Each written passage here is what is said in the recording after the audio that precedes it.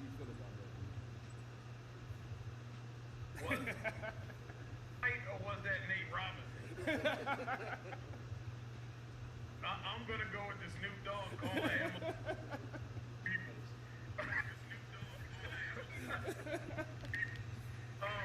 Look, it's not. I don't think it's too it's crazy. Don't get me.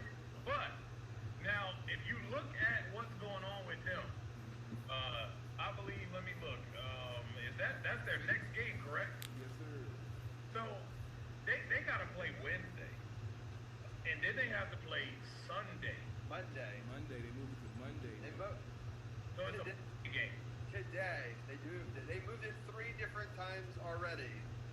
They got to play Wednesday now, and then they got to play. Well, they play them on. They play the football team on Sunday. Monday. Monday. They got it Monday at 5:30, Robbie? Yeah, they're saying somewhere around 5. They're not sure yet. The game, yeah. So that's too early. I don't care how you slice or dice it. I think that just gives the football team more rest. If they have to start fast. They have to start fast, and that's scoring touchdowns early in the first quarter, not waiting until late in the second quarter to do it. That's a bold one. I don't know if I can ride with that one, Carol, but I will say this: it's crazy. There's a glimmer of it's not too far-fetched. That's right, people. I'm not gonna play the whole video. I could just to, let folks know what it is, but I'm gonna let it rock and roll off of that. Welcome to a special post-game episode of Sports on the Hill podcast, episode 206. We talking Washington football team victory Tuesday over the Pittsburgh used to be undefeated Steelers. We also going to talk about the John Wall, Russell Westbrook trade. We got the NBA roundtable. They came out of hiatus for a little while to talk about that major trade that happened with the Washington Wizards. But before we get into that, you know, I got some things to say. But before I get into that, Robbie, how are you doing tonight, good sir? I'm doing awesome. I'm so excited. So for those who don't know, I love December. It's my favorite month of the year.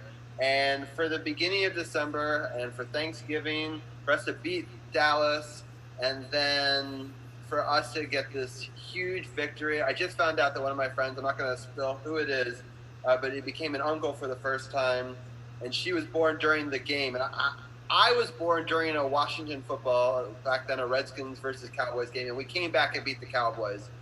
And this young lady was born during this comeback. And I think that's so cool, 36 years later. On Wednesday, it'll be my birthday, and so you can see this is my big birthday present that my parents got me. They gifted me this awesome jersey. It's the #1 selling jersey in the NHL store right now. It's sold out everywhere. It's really, really hard to come by. This is the Fanatics one. There's an authentic one, too. But we're the #1 selling retro reversal jersey, so I'm super happy I snagged this. I was on it right when it started online. I just got a blank one, and I just got it shipped to me. I think I want to put Tom Wilson on the back of it, or leave it blank. I haven't decided yet, but those are the two things I'm debating right now. But it's super happy. And so for my birthday, I was like, man, do I want to go even bigger than that? Could a victory by the Washington football team tonight be a realistic possibility? And you believed it. I didn't believe it. I told y'all, man. He did, and I give Hurt credit too. His pregame prediction, he also went with them. But I always have to be negative. If I pick us, we always lose. So I was like, I'm going to still pick against us, but pray that I'm wrong. And I've never been so happy to be wrong, Carol. I will concede the whole rest of the season in the pick'em thing. The whole thing is a wash. We beat the Cowboys on Thanksgiving. We swept them, and we won my birthday week to have the first 3-game win streak since 2018. And life is good. You were right. I will eat crow right here, right now, at the start of the podcast. Everyone thought you were nuts, but people started to shift through the week. People started to take us as the week went on. But still, Vegas had us as a 10-point dog going into the game, and we ended up winning. Dustin Hopkins is a beast. The kicking game was phenomenal. So much to break down. Also, we will have our basketball roundtable in just about 40 minutes or so, and we'll break down that Wall Westbrook thing. I don't want to try to belittle that news. It's huge. And we'll break down the crazy fandom now where their infighting has begun, and there's just so much to break down. It's more than just a trade. It's a crossroads for a franchise, Carol. And I'll break all that down. I could definitely believe that. Yeah, we'll break that down towards the end of the hour. But we want to bring DujunneaB in and get his instant analysis. We've never done a post-game before for the Washington football team because they've never had a game early enough. But here we are. It's not a pregame. We've lost, but we've done a pregame for Pittsburgh before. I remember that 5 years ago. This time, we flipped the script. We're doing a postgame. And thank goodness COVID delayed it a little bit. Or whatever happened, enough happened to go right for the Washington football team to beat the previously undefeated Pittsburgh Steelers. And that's just a great thing. So, DujunneaB, how are you doing today? Oh, I think you're muted. Wait, or at least, did I? Make sure everybody mics is live, but it is a show isn't a show until somebody's double muted. Yeah, I see that you are talking, but it doesn't display it on the... Yeah, try you're one not more getting your audio. Uh-oh, we're having technical difficulties for some reason. Works. Yes, there we go. Ah, Yeah, whatever you there just you go, did. my boy. Yeah. What's going on, my brother? You know, I haven't had a chance to get up on my soapbox yet, but I'm gonna go ahead and how are you feeling tonight, good sir? I'm feeling pretty damn good, man. I'm good. Yeah, it was a good day. Good day. Really good. Young team. Man, it was like I said when we talked on Monday, I had a feeling about this game once I saw the way they played on the national stage against the Cowboys and the way they, took over in the fourth quarter and were able to blow them out, which we haven't seen in I don't know how long. And the COVID situation, even though I said it after the Thanksgiving Day game, not before all of this other stuff happened. But I just had a feeling that this team was building something. The defense, like they mentioned, they went straight full rush the whole game. I didn't like it, but it was effective. They did everything in all three phases of the game to win this game. And, I mean, to go from where they were and all the haters on Ron Rivera and why did he go for the 2-point conversion, and now to see the growth that this team has made and to beat this team that, before this week nobody had Washington winning, but all of a sudden I've seen folks putting articles out and folks on NFL Network talking about, oh, there's a possibility that Washington can upset Pittsburgh. I'm like, don't say it now. I said it almost 2 weeks ago. And it just feels good to finally be able to make a bold prediction. And from what I see, and it actually happens on the field and the team actually performs and gets it done. So I feel pretty damn good, man. I'm gonna have some fun with this. How do you feel about this game overall from beginning to end? I didn't get a chance to see the first half. I'm actually watching the replay now. If you want to watch it again, it's actually being played on NFL Network. So I didn't really get a chance. I listened to it, but I didn't get a chance to see it. So what is your overall take of this game, DujunneaB? What do you take away from this team beating this Pittsburgh team, even though it was on a short week's rest, even though we have had Sunday games and Thursday games for some teams in the same week? So, I mean, D'Angelo Hall said that on the pregame as I listened to the game that, they're NFL players, sometimes you have those swings and those turnarounds, and they have the luxury of being at home, so that shouldn't really be an issue, but we know they're human, so that plays an issue into it, But what did you take away from this 23-17 upset victory over the Pittsburgh 11-1 used to be undefeated Steelers? I don't want to hear people acting like they knew, because you didn't. No one really knew what this team was going to do. Steelers have been kind of, it's one of those teams that have been, and they've been undefeated, but they've been floundering a lot. And I think that was a statement that was made the week before with the Ravens. Not the Ravens. Who did they play before the Ravens? Oh, it was the Ravens. They were floundering in a lot of games, and before that, they were floundering in a lot of games. So they were kind of a iffy team to begin with. I don't want to hear about whether they had rest, didn't have rest, whatever. Players come to play, and if this had gone the other way and this team gotten lambasted, then we'd be talking about something else, and they would be praised. Mm-hmm. So for Washington, it's what we've seen in the last, I would say, 3 to 4 games. This team, no matter whether they make a mistake defensively or offensively, it seems to just roll off their back like water on a duck's back. They stayed with it. They stayed hungry. They never seemed to waver. You had a couple of things. Kendall Fuller, an awful game today. Just again, and I have to question sometimes why they're playing 10 yards off, but the fact of the matter is you still are right there to make the tackle and you don't. So, they had those type of miscues. Offense would go and do something positive, and the defense would allow them to go down. Second half, they didn't allow anything, any touchdowns, that is. I thought the goal line stands are pretty awesome, but it really is a testament to both the head coach and the defensive coordinator and their attitude and what they're preaching. You're starting to see it to come together now for this team. They're buying into what's going on. Guys are understanding where they need to be, and they're not doing it perfectly, but they're not quitting either. It's always the next play, and you can see that in a lot of these guys that it's very clear that it's just the next play. What I do want to say is I really don't want to hear anybody praising Chase Young, Montez Sweat, any of those other Deron Payne, any of those other young guys that you fans labeled bust. Okay, why don't you go kick that can down the road, maybe to the Ravens, maybe to Dallas? I don't care where you go, but don't come here talking about how great Chase Young is now.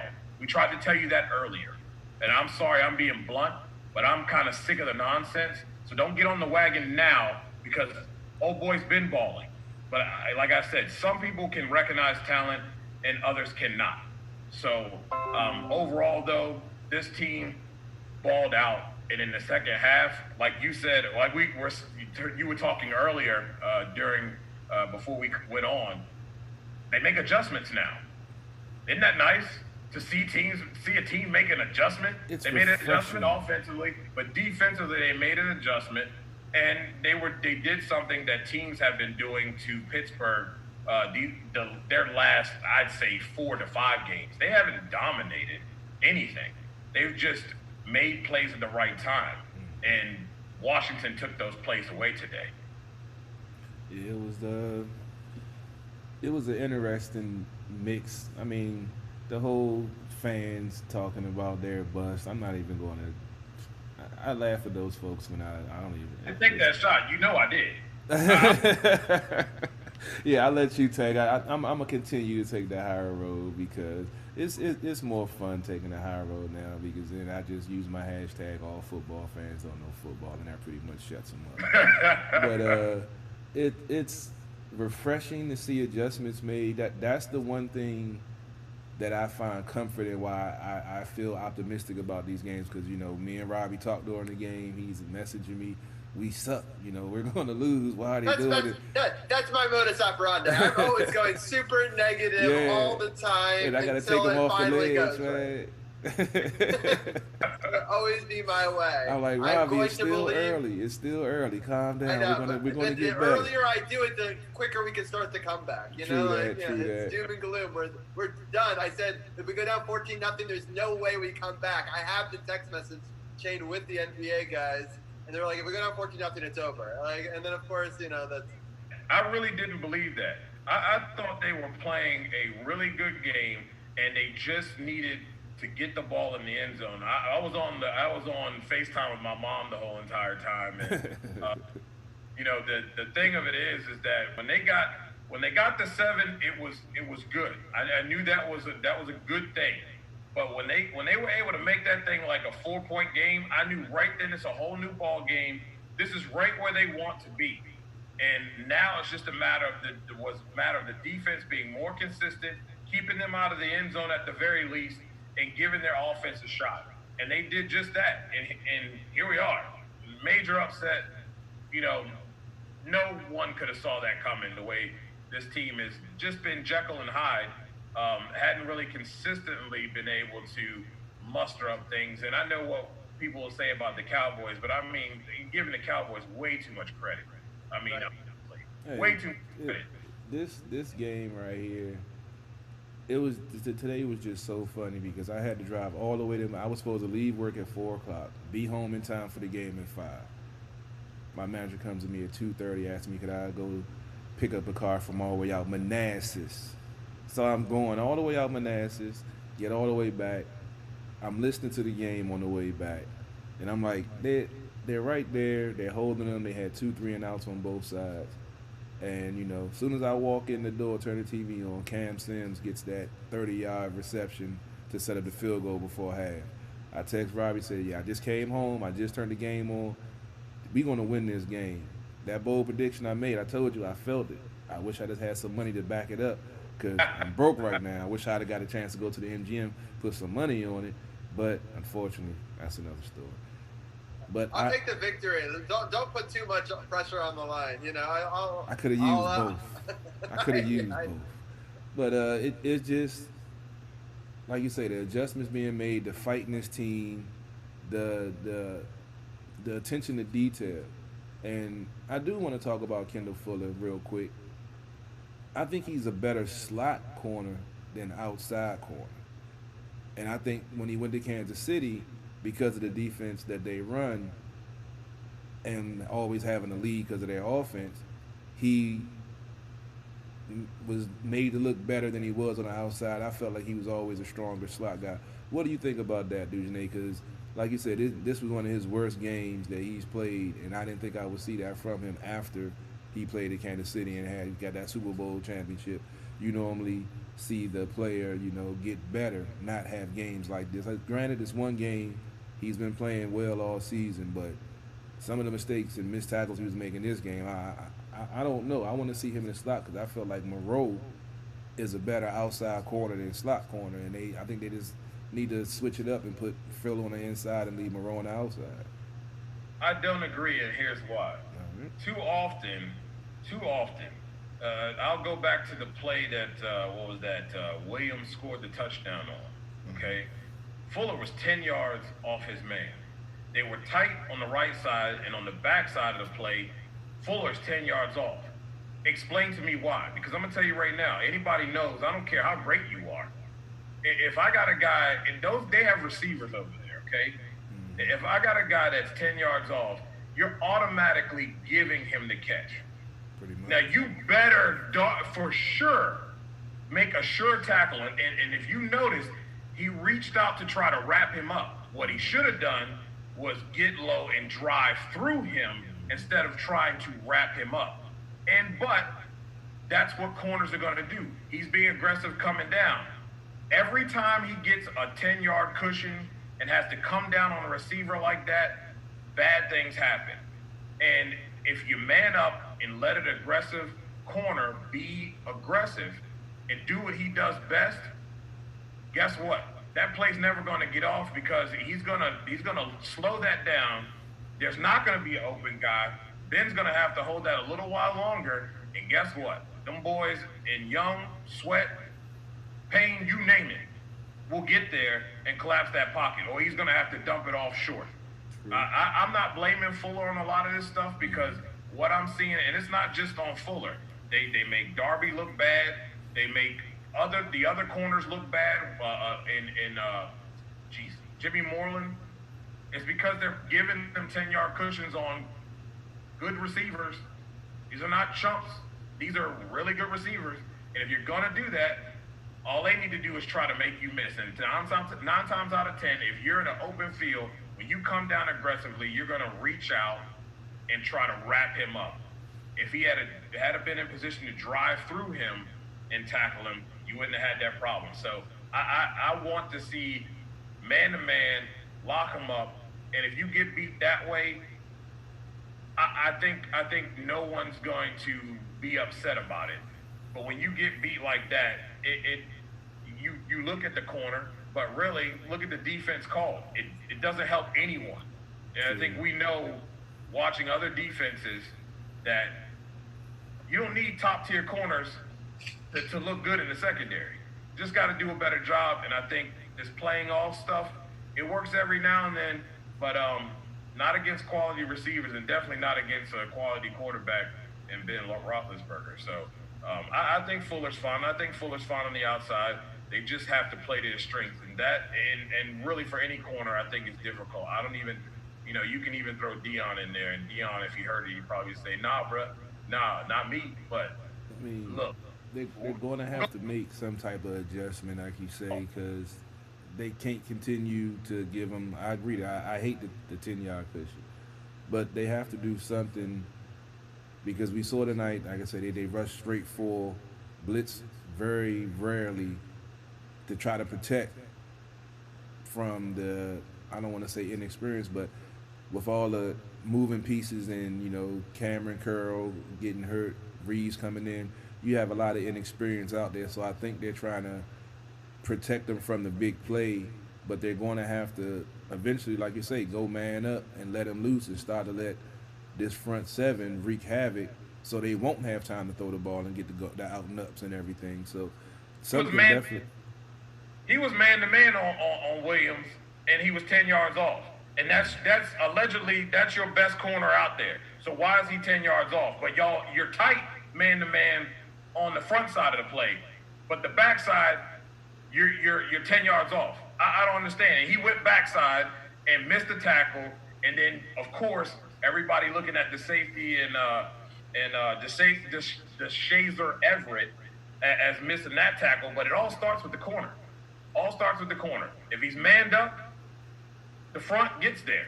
They were getting there the whole time. So they just have to do better with that. I understand what you're saying on that, but when it's your best corner playing 10 yards off, I have a problem. I feel you. I mean, like I say, I can't argue with your logic. Let me get to some of these comments on the Facebook live feed, because it is Victory Tuesday, so folks is feeling good. I'm glad y'all tuning in for the bold prediction show. I called this game. I'm gonna talk about it for a little while, because I said it before everybody else did, even though everybody gonna act like they knew it was gonna happen. My man Fred says Montez Sweat with another clutch play. Yeah, I mean, DujunneaB, he broke it down when they drafted him, how much of a athletic freak this guy was going to be, and you guys just didn't listen. Now you're starting to understand what he broke down and what he diagnosed when he goes to these Senior Bowl games. See, these are the things that y'all don't see. That's why we bring him on, because we don't get to see it. He preview the stuff that we don't know, that we don't get to see, but we try to bring it to you so you can understand it. But most folks don't get that. They want to think that, whatever. But, I ain't going to, I'm going to keep going. I ain't going to get on my soapbox tonight. I see Mark Moore's in the building. Yeah, the Steelers lost, baby. Washington football team won. Said Fuller had a couple of bad plays and one bad call, but I wouldn't say he played the terrible game. Somebody backing you up, DujunneaB. Said defense line has been solid. They're saying that since the beginning of the season, linebackers have stepped up the last 3 games. I can definitely agree with that. They have been playing more aggressive, because Ron did call out the linebackers a few weeks ago, and they have been playing better. They've been crashing down, more in control, and actually making the tackles and swarming to the ball, which is, what you have to do. Let's see. He said McClissick stepped up after Gibson went down. Yeah, I hope that Gibson, and they said toe, so I'm hoping it's nothing too major, that we'll definitely see him back this season. Not seeing the rest of the game, it was good to see them to be able to still find a way to get the offense moving in one way or form and get the victory. Let's see. Brian said, how about Hopkins? His slump seems to be over. I know you were telling people to calm down. I mean, how many times have kickers got cut from this team and killed us again? And NFC East teams are right against us. So I've been telling folks to pump their brakes, man. Oh, I see Brittany's on the thing. Hey, Brittany, how are you doing tonight? I know you probably cussed this team out all in the first half, and now you're basking in the Victory Tuesday. I'm glad you're tuning in, man. He said Fuller did not have his best game. He was a liability most of the night. Yeah, well, DujunneaB just broke down some of the reasons for that, so I hope you check that out because I thought the same thing, but he did make some valid points. And like I said, I didn't see the whole game. I'm watching it as we're doing the show right now. I haven't heard anything about Gibson yet. You had anything about, man, Hurts on the feed too? He just said it looks like turf toe, 3 to 5 weeks usually. Damn it. Oh well, there it goes. It's always something. He was fine to find his. We got it for the Dallas game. I'm sorry, but like that's that'll go down in history right there. It's one of those. Yeah, I mean, he definitely had has shown once again. DujunneaB said that he would definitely excel with the transition from wide receiver to running back, and I concurred once I watched some of the tape and some of the things that he told me about him and saw some of his film. And it's just, and ironically, this is the part of the game where he's actually leaving the game on the rebroadcast. That's funny. But, real quickly, Carol, I was just going to say, this might actually be a blessing in disguise because, Coach had wanted to try to do running back by committee, and he just kind of out of the gate just took over the position. So, maybe it'd be good for some of these other guys to get some touches here, and then he comes back into the mix in a couple of weeks. I don't know. So there's a possibility that down the line, maybe he could come in, and maybe even a playoff appearance. 3 to 5 weeks, he still has a shot to possibly get back in the game. But he showed what he could do. He got a lot of reps, and he's got experience as an NFL running back now. And he had those 2 major games against the Cowboys. So one thing we do know, when he sees that star, he's gonna put up 100 yards on him. So that's going to be very interesting to see how he flourishes going on in his career. For some reason, certain players play well against a certain team. We've seen players go well against the Washington team, and we never know why. They just go off. Now we're seeing him go off 2 games in a row against them. That's definitely nice to see. Mark was asking about Barber. Well, Barber is more of the, like they say, the hammer, the short down guy, goal line guy. So, McClissick gives him so much more versatility at the running back position because he can go out in line up as a wide receiver, slot, backfield, jet sweep, all that stuff. What'd you say, DujunneaB? Go ahead. When he doesn't get tripped up by the turf monster, he does. The guy, when he's upright, he is very shifty. He showed that today. Yeah, he's that's the same thing with him and Logan Thomas. Those were 2 of the first signings that they made in free agency, and a lot of folks were scratching their head. Now you understand why Ron Rivera is who he is and why you're at home punching keys on Facebook. They obviously know what they're doing. They utilize them to their skill set. You have a tight end converted from quarterback that's having the best season, in his career after making the transition. McClissick has always, had the potential, but now it's being highlighted. And we mentioned that, it's about changing the culture and about getting the young guys out there and letting them make plays and make this team better and make this team shine. And you're seeing it in the process of one season. You have to think about that. We're seeing this team mature and find its identity and take the identity of its coach in the first season. Go ahead, Robbie.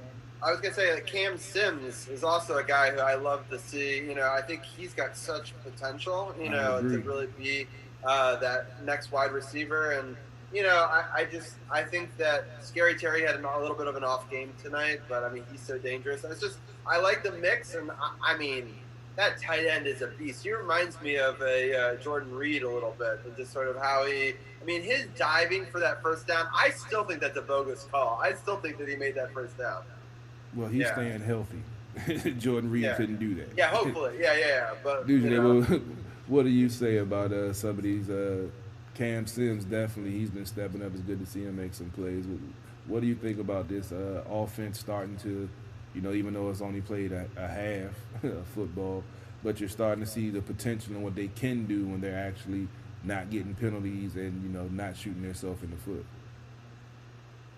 They have the potential to, really move the ball in so many different ways. You see the innovation with the play where you see Logan Thomas going to the center. I really wish Logan had kept it and maybe scampered off to the right. I thought that was open instead of pitching it like that. But you like the creativeness and the innovative way of how they just expanded on a play they had used in previous weeks. So I thought that was pretty cool. Cam Sims, I've always been high on him. I didn't think he was used quite well. And think about the fact they still have a Calvin Harmon who's injured. So you don't have him out there, but that's a guy who's already shown that he can ball. So now you have an emergence of Cam Sims. I know people would like to see more from Terry, but you got to credit the Pittsburgh Steelers defense for really taking him away and forcing other guys to beat him. I'd like to see Steven Sims to step up a little bit more, Steven Sims Jr. to step up a little bit more and be, a little bit more consistent. He had a couple drops, but overall, you can see them really start to come into their own. They're still, finding their way a little bit. But I don't think, the first half was sloppy, but I also have to give them credit for the fact that they just kept chipping away at it. Both teams weren't having that great of success, and I know they got 14, but, when you take away those 14 points, some things were circumstantial, and one really touchdown was off of a big play, off of a missed tackle, wasn't very good. And on top of that, they had just, that was 9 plays or so inside the goal line, and they come up with the goal line stop. They're not going to beat up against the goal line like that to make, to try to move out. They were trying to be safe, not turn it over, not give them a safety. I thought they made some smart things. They ended up having to punt, and then the defense gets back out there, and again, you're playing 10 yards off a guy. If you man up, maybe that doesn't even happen. But I like what I'm seeing from this team. Guys like JD, McKissick, guys like Barber are here for a reason. You see what they bring to the table. They're veterans. They've been doing this stuff their whole career, and they're really fitting in well with the offense. And now you see the emergence of Logan Thomas getting more and more consistent. He's looking like a healthy Jordan Reed out there. I really like what they're doing there. And then you get this emergence of Cam Sims. Now people have to start game planning for all of these guys.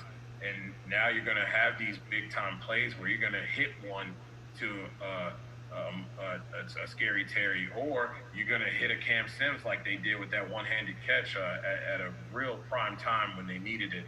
And he made a big play there. So I think credit, too, goes to Alex Smith. And we said this when he was placed as the starter. He's going to take what the defense gives him. You're not always going to get the big shots down the field, but he's going to take what's being given and move the chains. It doesn't look flashy. Not always the big chunks that you would like, but man, when they get themselves in position and you just chip away at it, and then all of a sudden, boom, that play down the field, or that play, that run play where somebody bounces it outside and gets a nice run. That's what you want to see, because those are the type of things that really, those plays really break open a game. And he's not turning the ball over, and that's important. I've seen some people take a shot saying that Haskins wouldn't have been able to do this. Well, let's not forget that Alex Smith in a key game threw an interception that cost them a game that they really could have come back and won. So, things happen. It's not just about that. And let's be real. Haskins isn't ready for this type of moment. How many times has Alex Smith been in this moment, been in this situation? And you can see the experience there. There was no panic. But his no panic also allowed everyone around him to not be a no panic.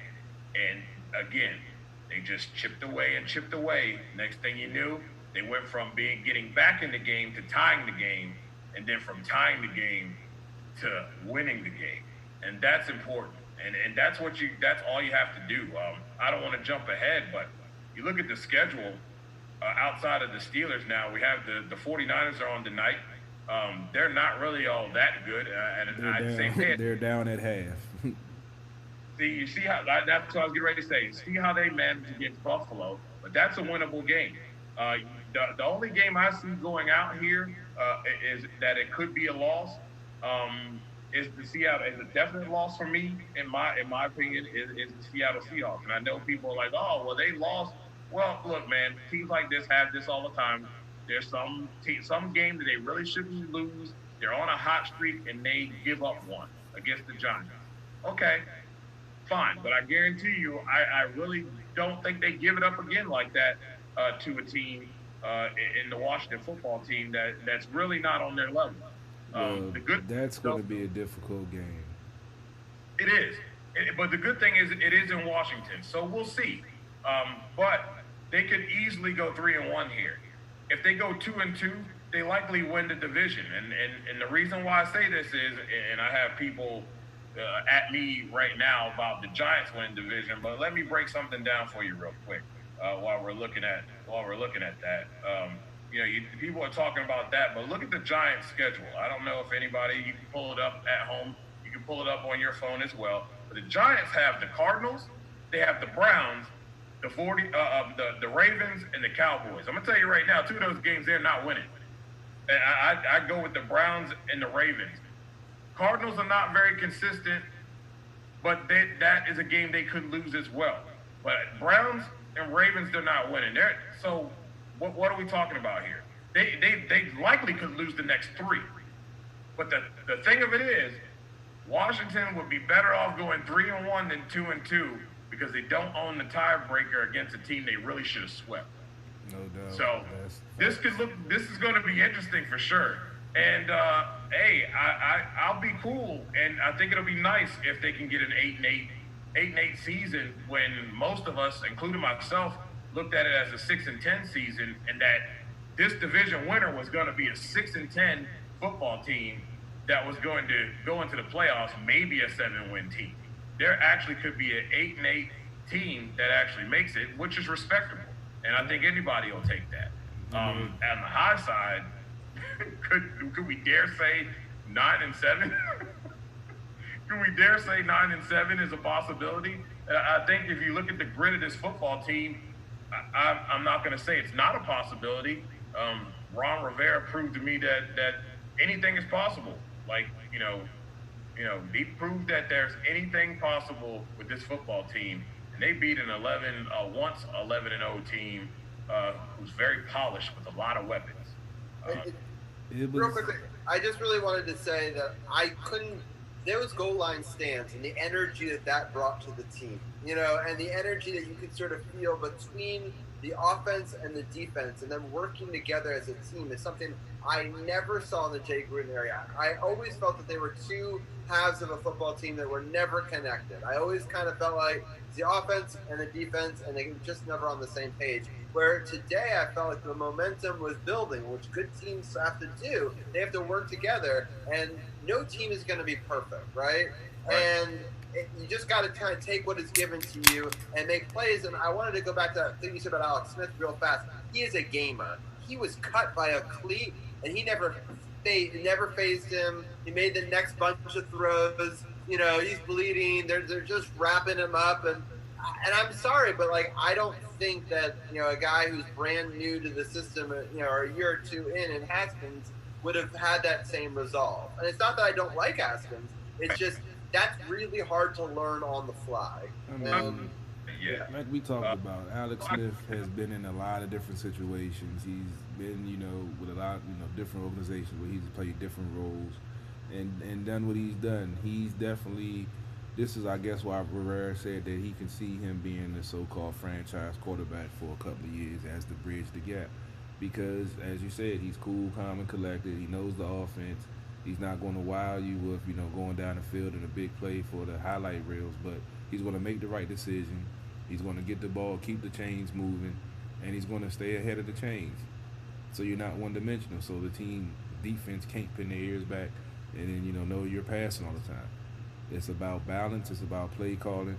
My man Eric made a comment about the third down calls, the wide receiver screen in the fourth quarter. I mean, Scott Turner, you got to remember, he's still learning also. This is his first full-time offensive coordinator gig. So he's learning on the fly too. I mean, he called a pretty good game against the Cowboys. There's a few plays I didn't like, but he had the offense moving. They were doing good things. So there are going to be some things you're not going to like, but some things they do to set other things up, so they might not be effective, but they might be setting up something for later on in the game or for some other team to see it and key in on it, and they can use it at a different time and use a different play or a different mix off of that formation because they're thinking they're going to do that play. So there's a lot of things that go into it. I don't like some of the third down calls with them in shotgun all the time. Sometimes you just got to line up and let Peyton Barber just run the thing up the middle and get that yard. But like we've talked about many times, sometimes these offensive coordinators outthink themselves and, overcomplicate a simple situation. So the team is growing, they're developing, and they're growing as a team. And that's the best thing. We've seen certain players flourish and, certain position groups flourish. But now we're seeing the whole team flourish. I mean, from the special teams, Dustin Hopkins making 49-yard field goals in a notoriously windy, swirling stadium. Folks was talking about on a cold night. On a cold night, talking about cutting them and he sucks and all this and that. Then you have, Sims didn't do anything flashy on the return, but he didn't turn the ball over. Then you have the defense, that goal line stand. I'm didn't get a chance to see it just now. I'm gonna have to rewind and look at it on my DVR. But the defense balled out, like I said, 9 plays inside the 5-yard line, and they keep them out. And then the offense finally getting it together, finding the rhythm and getting points when needed. I mean, what more can you ask for your football team? Well, 64 minutes of football. They played a good game. I just didn't like like you said, the sloppiness in the beginning and some of the mistakes. But Pittsburgh's undefeated and they're resilient. And one thing that I wanted to point out real quickly is their offensive line is incredible, right? So our defensive line is one of our strengths, trying to get to the quarterback. But their offensive line hadn't allowed a sack, I think they said, in like 2 years almost or something. Just like a bunch of games. I think it was like 8, 9. It was like back to last year. And they're just able to put this unstoppable front. And I think that's really good practice for our defensive line. I think that what we'll see now is they're going to get to the quarterback in the next couple of weeks because nobody else has got the offensive line like the Steelers. And now they know that they can compete with them. I mean, they were making them work. And I think that that's incredible, especially in a season when we didn't have an off season. You don't have, some of these reps, these in-game, these guys are still young. This defensive line is still really, really young. And so I think that this is an incredible experience for them to know that they can come into a Pittsburgh and beat that and have that psyche going forward. Absolutely. No doubt. And one thing I'll say, too, is fans may not have been able to see it from the broadcast, but, I've been chatting it up and looking at things with Lake Lewis, and you should have seen the sideline. You should have seen the sideline. They were really into the game. The guys were into the game. They're really pulling for one another, both sides. I think Holcomb was the last one to come off the field. There's a clip of that. You go to Lake Lewis's Twitter, at Lake Lewis. So these guys are unifying. So that's a really good sign when you have guys during the game cheering up, being excited, and really being into the game and energized.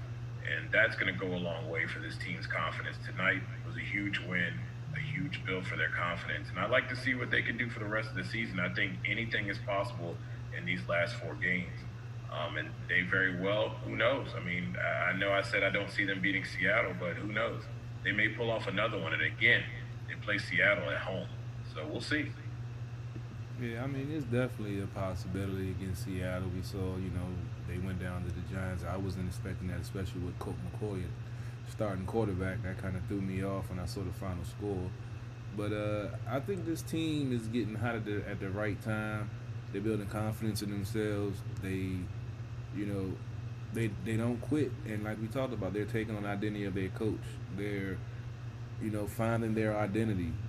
They're starting to figure out what plays work. Now we're starting to see, they mentioned McClissick doing that little little wheel route out the backfield off the jet sweep. They're saying, that's been effective a couple of times this game. Well, now we're starting to see this team have go-to plays for situational football. And then when you can start having plays that we all remember the heyday with Joe Gibbs and running the ball, 46 gut. You know what's coming. You know what play it is, but you can't stop it. And once they start having those stable plays and can move the change when they need to and calm things down when the momentum's starting to swing to the other side, that's when you're in a whole different level of being a team. And it took this team 5 out of the 6 years under Jay to get to have maybe 1 or 2 plays that they could go to in a situation, that they could say, okay, we can get a first down. We're starting to see this offense starting to, we saw a 3rd and 16. They weren't stellar on 3rd down tonight, but they got some at a crucial time in the game when they needed them. And that's what it's all about. I'd rather win the second half than the first half, So, I agree. Their 3rd downs looked atrocious in the first half. But at the same time, they were obviously learning from those moments. And I feel like Jay Gruden didn't learn from those moments and didn't make the adjustments needed. And that's what you're seeing here. And it's obviously a difference maker. I'm still kind of stunned that we're sitting here having this conversation. I thought it was possible, but I just didn't. It's obviously the coaching. I think both the offensive and defensive coaching are both able to make adjustments, and you can see it on both sides. It's not just one or the other. I think in previous seasons, the defense would make an adjustment, but the offense wouldn't, or the other team would make an adjustment to their offense. And then, it's rarely that both were making adjustments together in a positive direction at the same time. And that's how we had to come back and win a very close game. I mean, I think Pittsburgh didn't play particularly well, but I also give a lot of credit to the Washington football team for making some crazy stands, punching the ball up in the air, getting the interception. I mean, these are timely plays that we hadn't seen in the past. I mean, they said it. Yeah, they said it during the broadcast with all the drop passes and all the balls that were getting batted in the air. That eventually Washington was going to come down with one of them, and thank goodness Bostic was there to get that one to secure, another 3 points and to basically run the clock down to give Pittsburgh no chance of winning the game. And it was like I said, it was a team effort. You saw no quit. Going back to the goal line stand. It was 3rd down, about to be 4th down when they called that penalty on Settle. I didn't see it, like I say, I don't know, but I saw a couple of questionable phantom calls that helped Pittsburgh out in some 3rd down situations. A couple of hands to the face calls where I never saw a hand go to the face, but it extended their drive. But this team just didn't give up. And that 3rd down, and then you got a fresh set of downs on the 1 yard line against Pittsburgh Steelers, who run the ball, who get scores, who score touchdowns, and actually hold them and not give up any points on that, even though on a running play, just getting that helmet in there and when you look at that replay, it's inches, right? I mean, they give it to us on the half-yard line, but I mean, if that helmet's not there to knock it back and they're just on that nose of the ball, that's a touchdown. I mean, you have to be on it to, that degree, and it was just an incredible thing. But on multiple 4th downs, I can't believe they threw it on that one. I mean, great defense, by the defender for the Washington football team, but why aren't they running it or a safer play than that? I just don't. This is the 2nd week in a row that we've gotten fortunate that other teams are passing it on these sort of short yardage plays. Because of the defensive front. Secondary, though. I mean, I'm just going to be honest with you. They really don't, and that's why they do it. They pay for it. They've made them pay, and rightfully so. But a lot of times, I really think that because there are some miscues in the secondary, they feel like they can get these things on these guys, and they just don't respect them until they make them pay. And that's fine.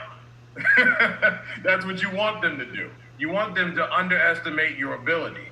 But I think people are taking notice. Covering the NFC South here, and when, even when Ron was here, you really, I don't know if, fans have seen much of what Ron was doing there in Carolina, but this team over the last half of this season, this is the 3rd quarter of this season. They're going to be going to the 4th quarter of this season.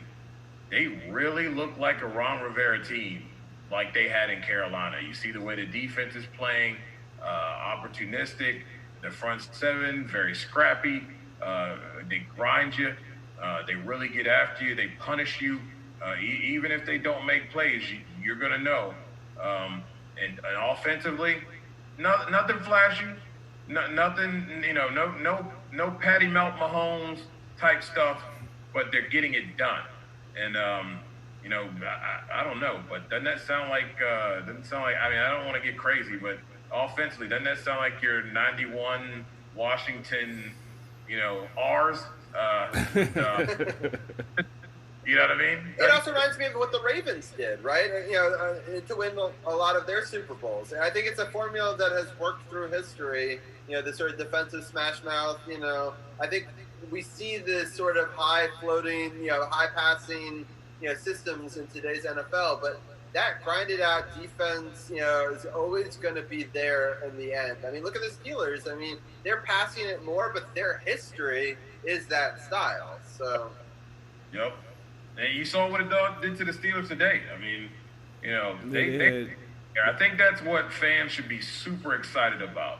They hung in there and they grinded out a win. This is a true grind out win. I know we've had set that term under, Gruden and all that, but this here was a true grinded out win. You're down 14. I mean, how many times have this football team's fans been down 14 and been like, "Yep, going to bed"? especially on a Monday night. I saw people comment that they were doing that. I was like, okay, hopefully you were the bad luck, and now you're going to bed. So Yep, and here we are with a win. I think it's incredible. I think fans should be really excited. Make sure you brag and dig at a Dallas fan, because I love seeing it on my feed. It's really funny. And a Pittsburgh fan. I had to call some Pittsburgh fans real quickly because they were like, no chance. They were laughing at it. They were making, I know, Carol, that you've got a couple of Pittsburgh fans that I've become friends with now because they're friends with you. And they were making jokes that they're going to stomp on the shit of the, Washington football team. And, they're not anymore. Oh, so, I had one of my folks to actually chime in on a post I made about some of those phantom calls. He was like, "Calm down, dude." I was like, "All right, I made my bold prediction. I said what I said, and I'm sticking to my story. I knew we was going to win this game. I ain't seen a peep out of him on my page since. He might have unfriended me because we doing the show right now. So if you're watching, the hell with that that black and yellow. I don't care. Wave this is your revenge flag. for all those times they invaded our stadium when I was a season ticket holder, where they had like 3/4 of the stadium, and it really disgusted me. Go wave your flag now, buddy. Exactly. So the term business is booming. Hey, baby, it's just it's a beautiful. Some feeling. of those hits though, like knock them out of bounds where they could have gotten first yard or inbounds and time. I mean, we had to make lots of plays throughout that game to win, and a lot of things had to go our way. Some drops had to go our way. We got lucky on a couple of plays. Some players that would make some plays didn't today, and I'm thankful for that. But at the same time, you make enough plays to win a game, you sometimes win a game, and that's what we saw today. Big Juju stats too, man. Look at what the Juju.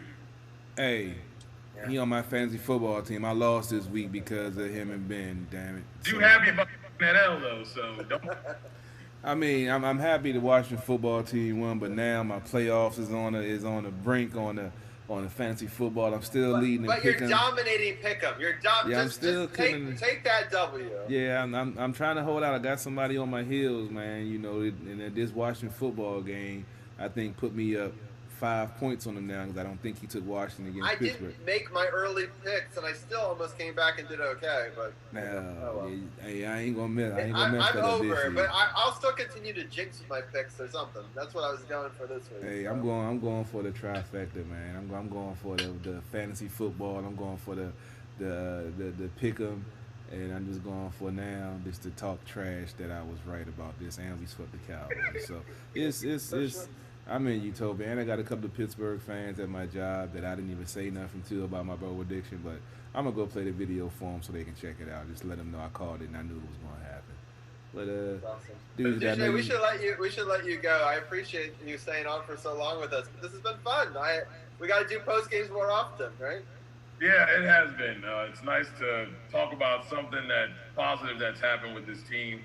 It's nice to see the growth with this team, and it really showed tonight on a really big stage. I know a lot of people, only 40% of people got a chance to see it because of the Fox network, junk. But Oh yeah. Well, that was because they're not allowed to show it on channels that wouldn't have had it already. They shouldn't get a broadcasting advantage for the delay. But it is kind of bullshit. At least put it on Prime Video. They'll simulcast tomorrow's game on Prime, but not this one. I don't understand why that was. That's probably why they're re-showing it on the NFL Network right now for the folks that didn't see it. But it's really nice to see this, and get excited, fans. I think look at the schedule. Get excited. This could have pretty much sealed the deal for them not possibly winning the division and making the playoffs, and that isn't here or there for me. But what is there for me is the confidence of this football team moving forward. And if that means winning the division, if that means getting a playoff home game, then let's continue this streak for this football team, and hopefully they can at least start to see that the fruits of their labor are showing on the football field, and we know how important that is for players' confidence in building camaraderie as a football team. And tonight, you guys saw your football team come together and band together as one and reach a goal that most did not think that they would do. So this is going to be huge for the rest of the season going forward for this last fourth quarter of the season. So strap in tight, guys. It's going to be a fun ride. Yeah, I'm looking forward to breaking down more games with you going forward. But just what an exciting moment, and I'm excited because I have exciting games after my birthday. Usually my birthday is this week, and so usually after that, for most seasons, the games are much less exciting. And so I'm excited that we'll get to hopefully have exciting games through Christmas maybe, and maybe even beyond. So that's a cool thing, and makes me really happy. And I look forward to breaking down maybe the 49ers game next week with you in Arizona, of all places. But we'll know the stadium. We were there before, so maybe that's like some small advantage. Who knows? So never know. Anything. No doubt. Have a good one. And anyone who wants to check out more of DujunneaB and the breakdown, always check out our podcast partners button on the SportsOTHP website. Click SportsOTHP.com, click podcast partners. It's got the breakdown. It's got a bunch of other podcasts from all of our team, and so we really appreciate you as always, DujunneaB. You do a great job, and I look forward to talking to you soon. Yeah, look forward to talking to you guys soon too. And Carol, I won't doubt you again on that one. And Sometimes you gotta just jump in the car and ride with me, baby. Sometimes you just gotta jump in the car and ride. We don't know where we gonna end up, but we gonna end up safe wherever we gonna end up, man. Y'all have a good night, guys. All right, man. Take it easy, bro. All right. Well, now, just what an amazing. I love that. This is so much fun. I'm excited for the next segment too. I know that you had some feelings about this Wizards trade. I wanted to get your thoughts on it before I bring the rest of the roundtable in. I know that you had some questions and stuff too. I was just playing musical screen with my graphics. I pulled the wrong scene up on that one. We spoke about this trade a little bit. If Russell Westbrook doesn't change his style, his selfishness, I've always said a point guard should not take 30 shots a night. The point guard's job is to get the other teammates involved, get them the ball in their sweet spots, keep the offense moving, and then take his shot when it's there. And with Bradley Beal, and the sad thing is I don't even know most of the Wizards roster anymore, so I really can't dig deep into it, but I just know I haven't been a Westbrook fan. I believe that's why Kevin Durant left OKC, because he knew he could never win with him. And it's interesting that you say that. I'm just going to really quickly say that Brody fans, which I've learned is his nickname, believe that he's actually a big reason why KD did really well, and 4 times was the scoring title leader, I believe, when he played alongside of him, and they point to that as a reason that they can actually help somebody flourish in that regard. But we'll see. It'll be an interesting thing to know going forward. We have Tim here. How are you doing today, Tim? Doing great. Congrats on the big win. Thanks. So we also got DC's People's Champ here. How are you doing today, People's Champ? You must be super excited.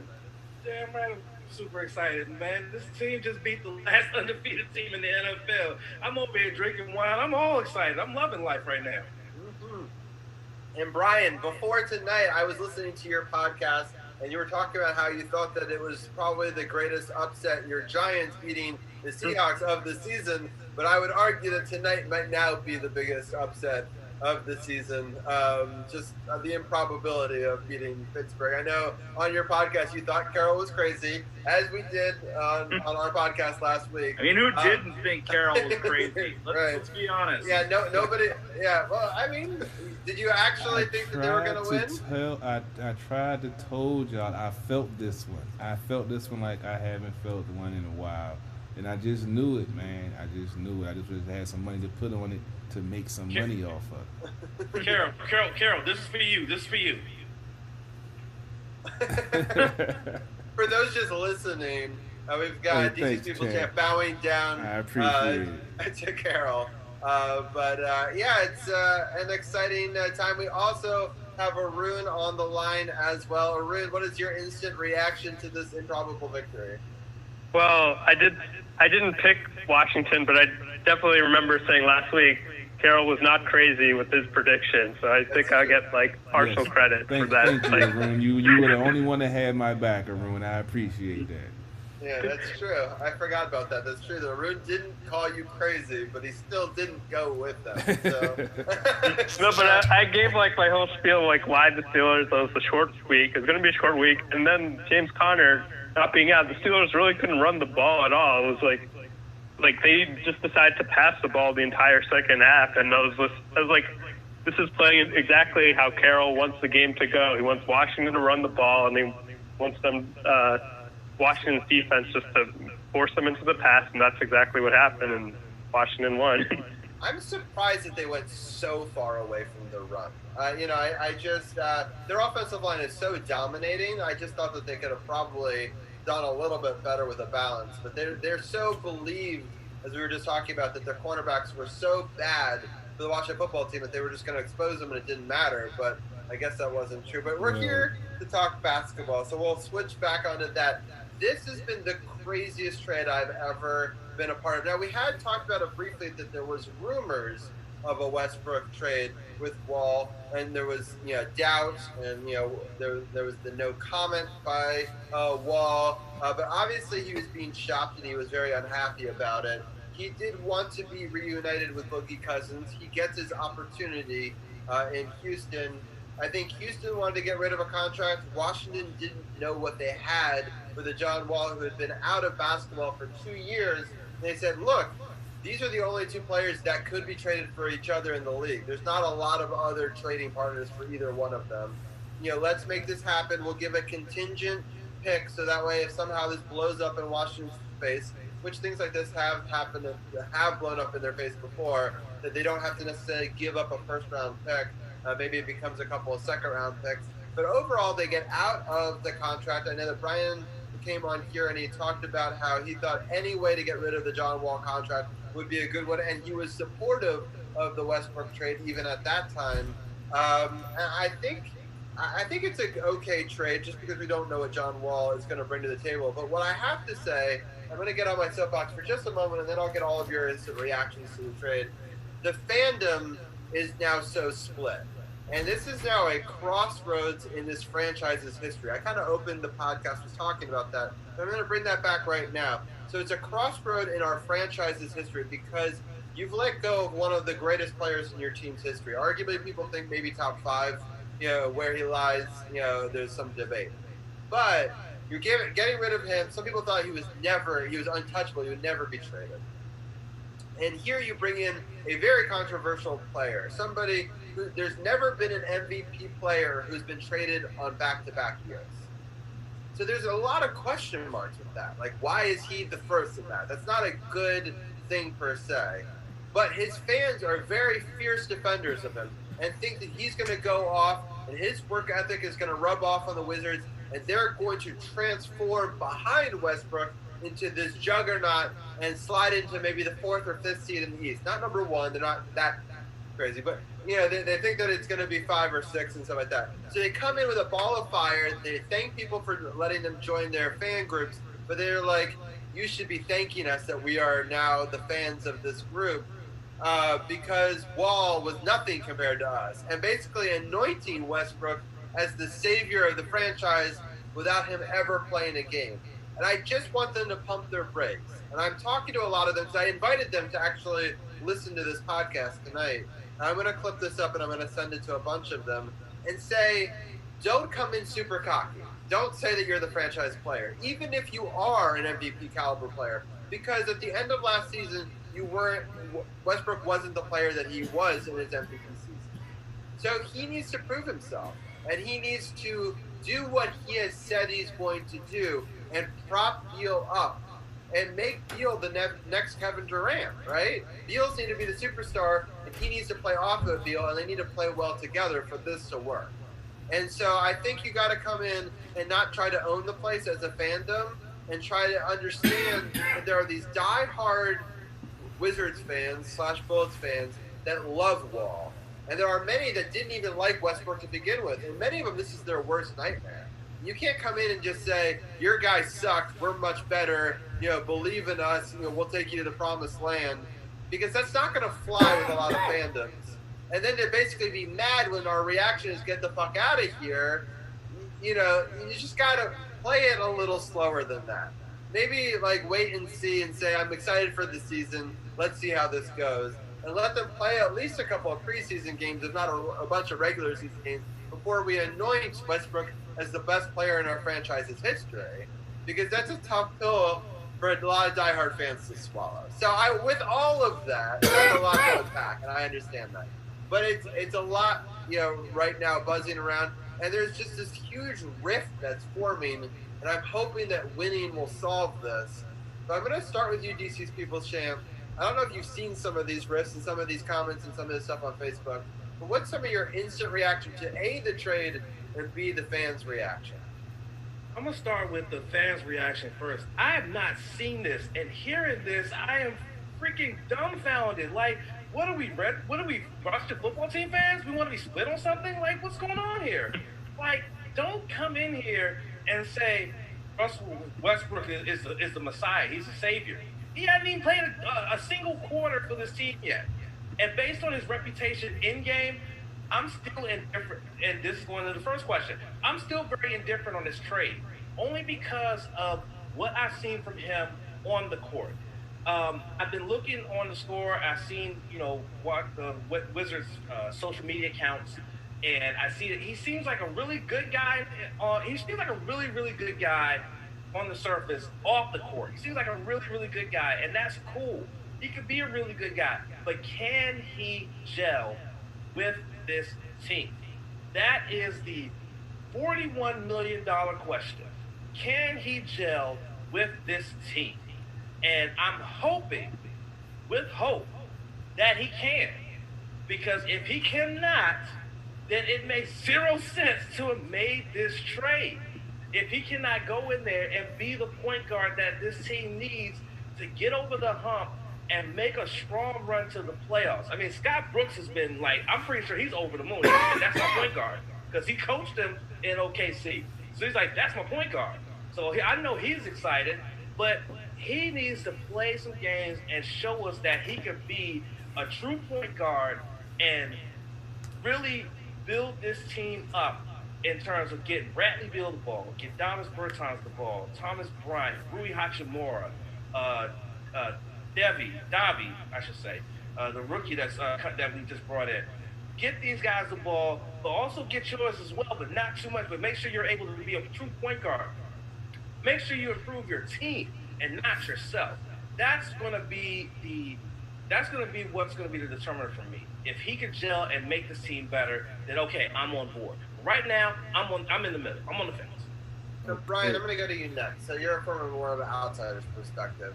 So his fans are saying that he's a walking triple-double, and that's what he's going to do, and that's what he's going to bring to this team. Do you think with how this team is structured that he could get back to those? I'm not saying he's going to get a triple-double every night, but do you think he's going to get back to closer to that, or do you think we'll see some of more of the Houston Russell Westbrook that we saw this past season? Well, I think this is a good fit for Russell Westbrook, honestly. I think, like I said, when we first talked about it, I felt like this was a move the Wizards had to make. I didn't know that all that about his fans and all the groups. I didn't know anything about that, but that's interesting to hear as well. I guess his fans are very supportive of him, and he is a great player. Obviously, he's the former MVP. Obviously, it worries you a little bit that he has been traded now twice in the last 2 off seasons. But I think he can get back to being a really good player. So far, he seems happy to be with the Wizards. From what I've seen on social media, he seems happy to be in D.C., and maybe being with a player like Bradley Beal will be good for him. And I understand that Wizards fans are going to need time to move on from John Wall, because John Wall, like you guys said, is one of the best players you've ever had, one of the arguably top 5 players in Wizards history. So it's not going to be easy to move on from that. But I think Westbrook over time, with a good first season, if they can get back into the playoffs, can win the fans over. So that's my thoughts on it, really. I think it was the right move for the Wizards, and I think it'll pay off. Yeah, it's interesting you say that, because I think it could pay off too, because he's got so many different skill sets. When someone looks like at a walking triple-double, that means he's good at rebounding, which is a huge weakness of a lot of Wizards, especially from the guard position. And he's also able to assist the ball, because 10 assists a game. I know that he's maybe not the 14 that John Wall was putting up, but we didn't have somebody putting up 10 last season. So that's already a significant upgrade. And if he could just put some points on the board, but also just get everybody else going, I think that it could be really strong. But I think that he's got to be the assassin type that he is, but he's also got to bring everybody along with him and try to gel with them. And I think one of the things that the coach was saying, that he was also saying after some of these practices, is that everyone's going to have to sacrifice something. He's going to have to sacrifice some of that machismo, saying that I'm the guy, everything goes through me.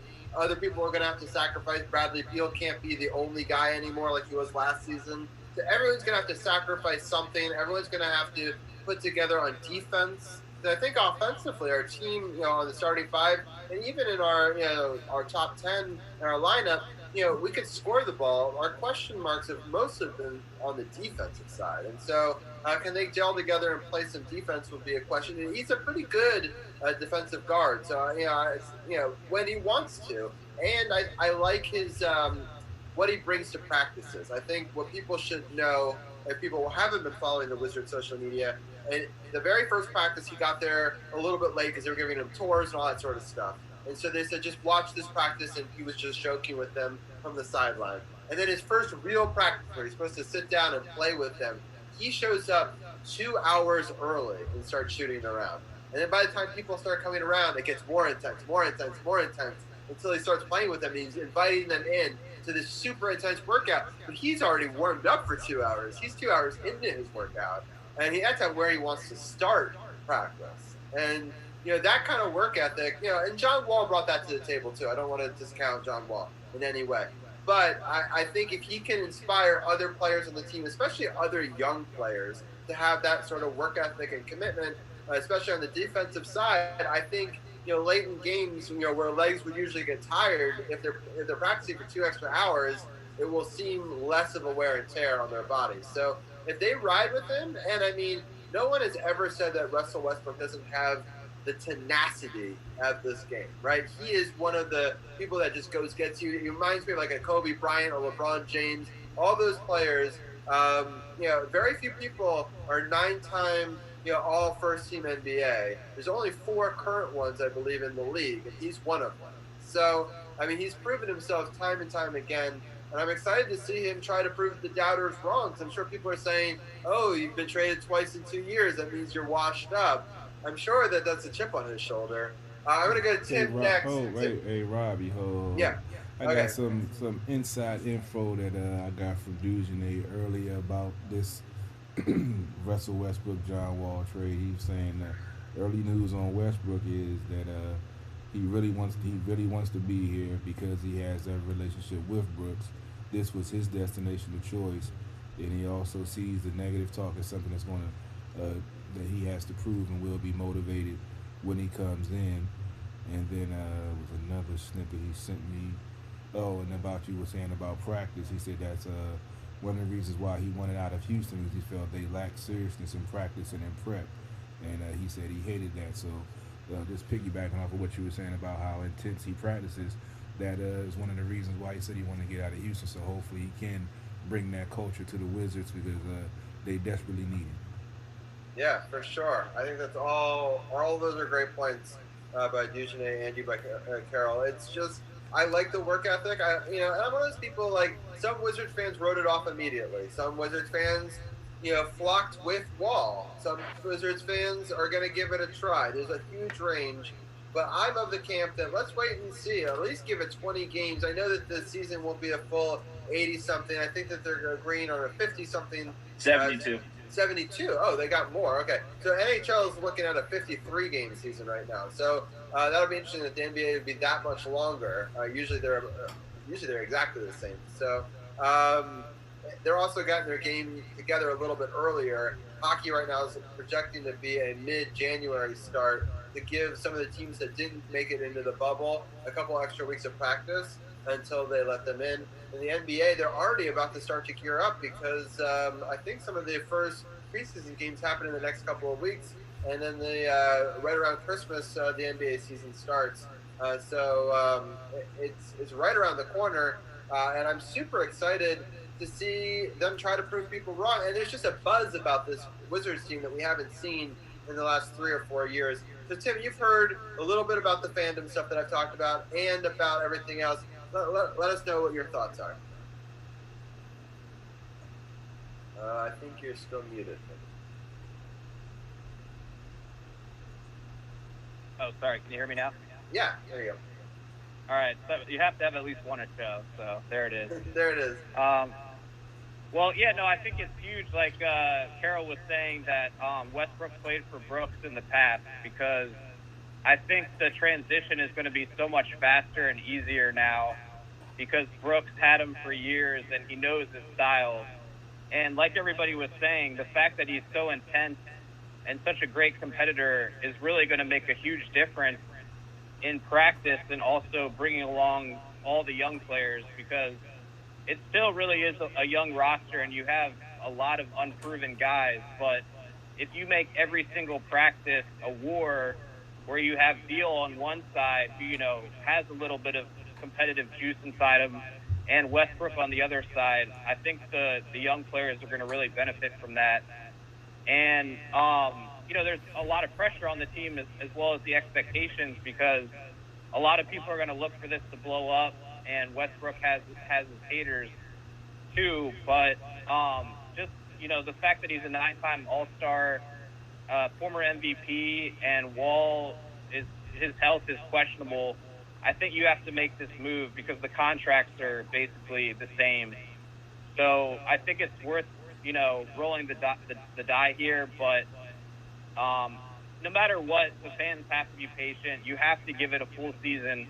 It's a weird off season. I think even this year you can't fully judge the trade. So I would just preach patience and, have an open mind. It's going to take a little while to gel. For sure. Arun, what are some of your thoughts? I know you're always looking at stats, and Russell Westbrook has some of the most interesting stat lines of any player in the NBA. Yeah, I think this trade caught me by surprise because I thought there was a possibility the trade would happen, but I was surprised that Washington only had to give up a first rounder in 2023, and that first rounder's it's going to be lottery protected. It's going to be top 10 protected until 2026, and it just could turn into 2 second rounders.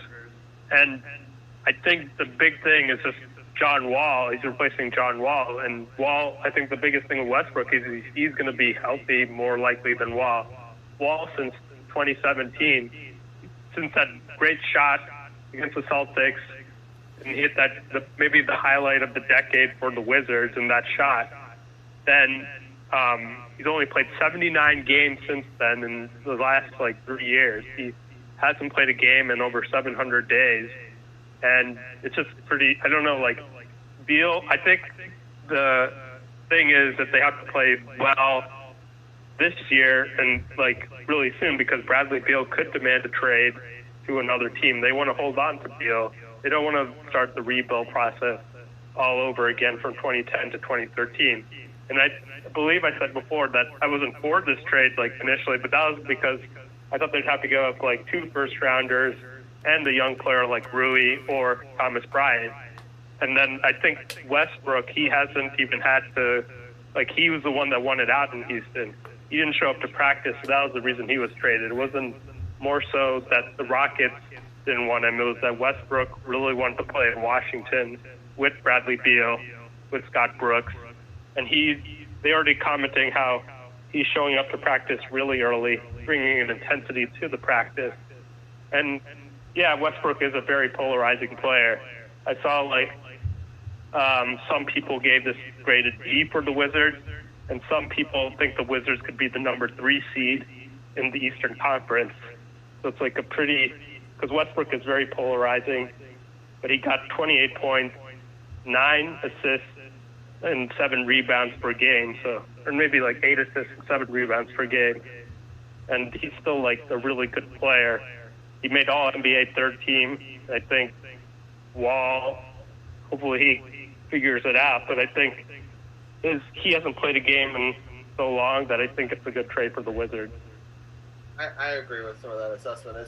It's hard for me to believe. I like John Wall, but he's such a question mark. And you get, these last 2 years of Westbrook's, and these are pivotal times. Like, does he want another contract after this? And over these 2 years, he's going to have to prove it. And I think that's what you want in a player. You want somebody who's going to go out there who likes the coach. It's also a prove it for Scott Brooks. There's been a lot of Scott Brooks haters and saying that he hasn't done much with the Wizards, but you finally give him his players, his tools. There's a lot of weapons now around him, a lot of young talent that they can kind of mold and work. And this is the greatest chance that they've had probably in the last 5 years to really do something. And it'll be interesting to see what they're able to do with it. Especially, I agree with what you guys were saying earlier. I like if you're going to bring in somebody new in a very shortened offseason, at least it's somebody who knows the system already, because that could really backfire if you try to bring in somebody completely different.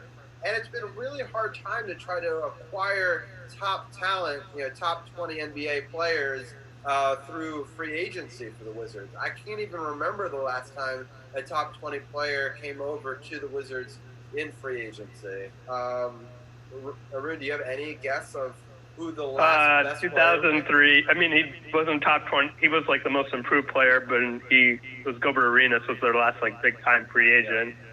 That's right. Been a while, and I don't think, other than that, no, there hasn't been really. Paul Pierce was like an older. He wasn't a top 20 guy, and when he joined the Wizards, though. Right. No, I think your Gilbert Arenas analysis is pretty. Jan Mahinmi made top 20 money, so that kind of counts. You better stop mentioning Jan Mahinmi on this damn podcast, damn it. I'm trying to make him the second RG3 recurring joke. We need to. Well, yeah, it'll be interesting to see. RG3 did get injured last week, but he fought through it. And he at least made it a game. So, I mean, I guess we were kind of right to give him some credit. Kwame Brown is the Wizards' RG3, damn it. That's true. Yes. Way worse, arguably. RG3... Yeah, at least RG3 won Rookie of the Year. Kwame Brown Rookie of the Year, and brought him to the playoffs as Rookie of the Year. Kwame Brown didn't But Kwame Brown made more money, I think. Yeah, Kwame Brown lasted longer. So. Well, actually, I don't know. RG3 is still going strong. Still playing, yeah. He started last week for your team, Tim. So, but I know, but he's on the IR now. So. Yeah, that's true. All right, Champ. What are some of your thoughts now? You've listened to everybody else's take on this trade and some of this fandom stuff, and it's just a crazy night. But what is your overall take? Damn, you come right to me after I just literally just died over here. Yes, that's the best, right? Yeah. And for people who are watching on YouTube and Facebook, I apologize for looking down for most of this segment, but I was doing some research. And I'm sorry, Arun, I got to steal your swag here for a second. John Wall's career average is 19 points, 4.3 rebounds, and 9.2 assists in his career. Whereas Westbrook, 23.2 points, 7.1 rebounds, and 8.3 assists a game. So you see the difference there. Wall will dish the ball off to his teammates. Westbrook, not so much. Granted, he did have 3 straight seasons of averaging a triple-double for the season. So you got to take that into consideration. Now, again, as I said earlier on, I'm very indifferent about this trade because of the fact that I want to see how well he can gel with this team. I want to see if he's going to go out there and be a true point guard and dish the ball off when it's necessary, let his teammates make plays as well and not try to put it on his back. Because that's what he's had to do in OKC. That's what he somewhat had to do in Houston. I want to see if he can trust his teammates to go make plays. We already know Bradley Beal can make plays. We know Davis Bertans can. That's why they gave him that contract. We know that Thomas Bryant can play well in the middle. He's got a really good front court.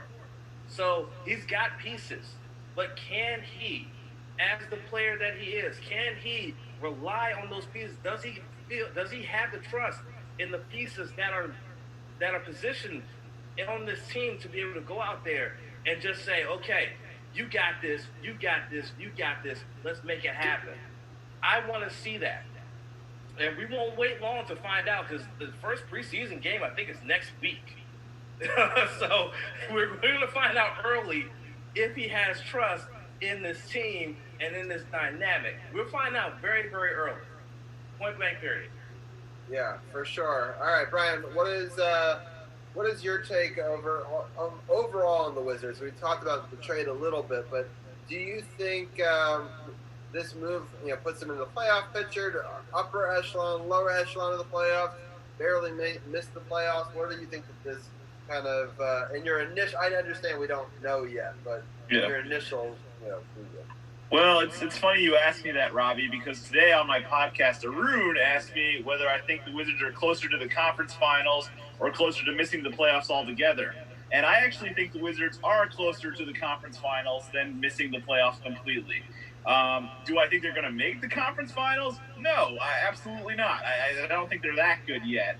But I think they can be somewhere in anywhere from 5 to 8 in the East. I think they can make the playoffs for sure. I think this is a talented squad. I think Bradley Beal is, just getting better and better every year. And to pair him with Russell Westbrook, I think he'll be good.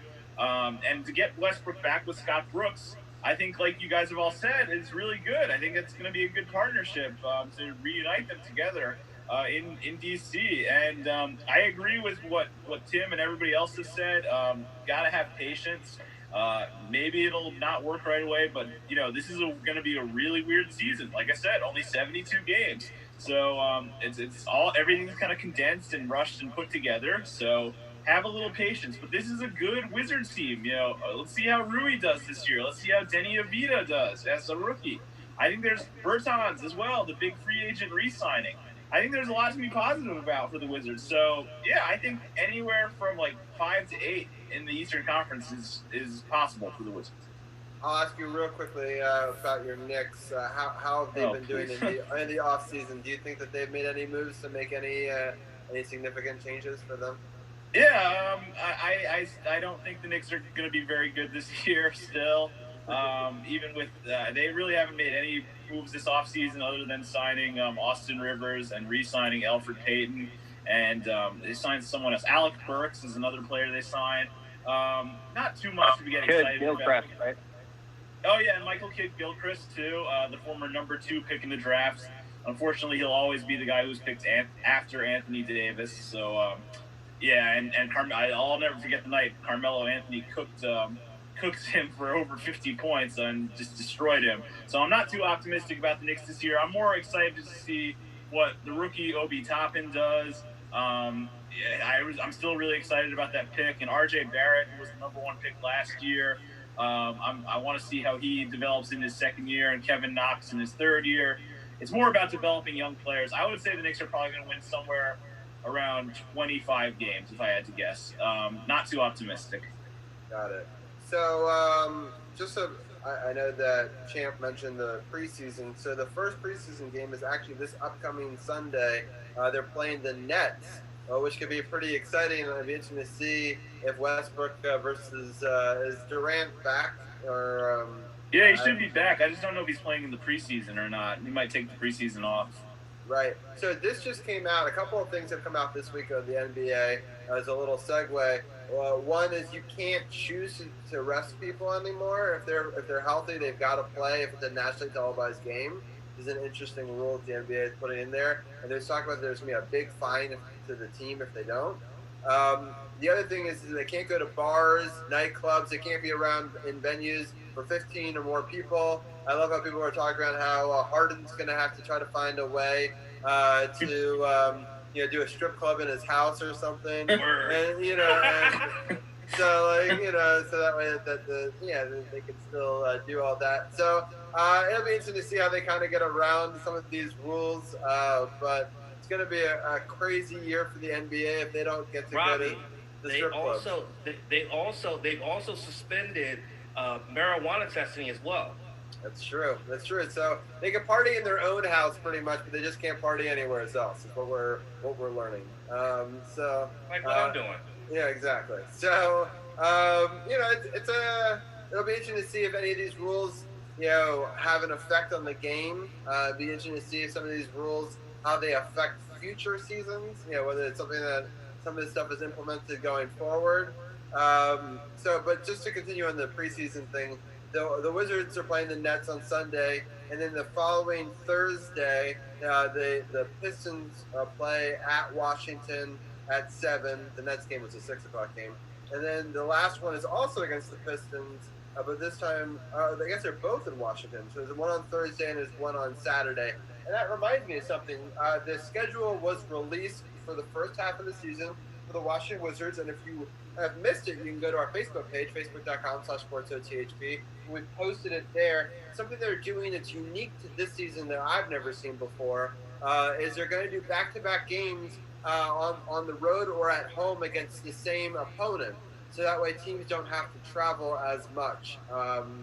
And there seems to be some back-to-back games, like back-to-back nights, but there seems to be less of that. So, but they're trying to do less travel, but not as much like wear and tear at the back-to-back. So it'll be interesting to see how the schedule affects things going forward.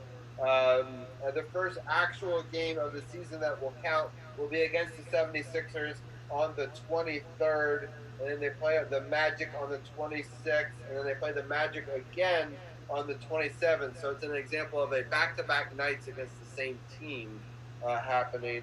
And then on the 29th, the Bulls will play at Washington, and then at the 31st, the Bulls will play at Washington. So it's again at the sort of the start of the season, they're playing 3 opponents, but that represents 5 games.